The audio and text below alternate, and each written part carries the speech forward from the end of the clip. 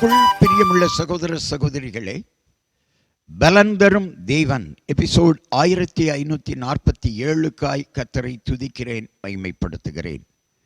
இந்த நாளிலும் ஏசாயா 1ஆம் அதிகாரம் 31வது வசனம், பராக்கிரமசாலி சணற்கூளமும் அவன் கிரியை அக்கினி பொறியும் ஆகி இரண்டும் அவிப்பார் இல்லாமல் ஏகமாய் வெந்து போகும் என்று கர்த்தர் சொல்லுகிறார்.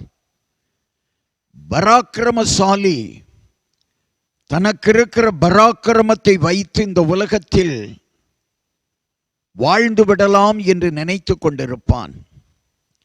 ஆனால் வேதம் சொல்லுகிறது, பராக்கிரமசாலியை ஷணற்கூளமாய் மாற்றி அக்கினியினாலே சுட்டெரிக்காமலே தானாகவே இந்த சணற்கூளம் அவிந்து போய்விடும், வெந்து போய்விடும். என்றால் என்ன அர்த்தம்? பராக்கிரமசாலியால் அவன் காரியம் மாத்திரமல்ல, மற்றவர்கள் காரியத்திலும் அவனால் உதவி செய்ய முடியாது.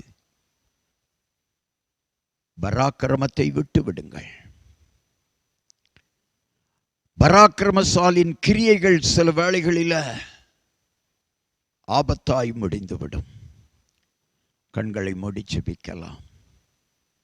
செய்தியை கேட்டுக்கொண்டிருக்கிற அன்பு சகோதரனே, சகோதரியே, உன் பராக்கிரமத்தை வைத்து இந்த உலகத்திலே வாழ்ந்து விடலாம் என்று நினைக்காதே. பராக்கிரமசாலியே, ஆண்டவர் உன்னை அழைக்கிறார். ஆண்டவருடைய பலத்தை வைத்துதான் நீ வாழ முடியும். பலத்தோடு வாழ ஆண்டவருடைய கரம் உன்னை நடத்த வேண்டும், உன்னை கைப்பிடிக்க வேண்டும். ஆண்டவருடைய வார்த்தையை கற்றுக்கொண்டு கடைப்பிடித்து வாழ வேண்டும். பராக்கிரமம் உனக்கு உதவாது. பராக்கிரமசாலியே, நீ கர்த்தரிடத்தில் மனம் திரும்பு. கர்த்தர் உன் பராக்கிரமத்தை வைத்து அல்ல, உன் மனம் திரும்புதலை வைத்து உன்னை ஆசீர்வதிப்பார், உன்னை உயர்த்துவார், உன் குடும்பத்தை உயர்த்துவார். இயேசு கிறிஸ்துவின் நாமத்தில் ஜெபிக்கிறேன் பிதாவே, ஆமென்.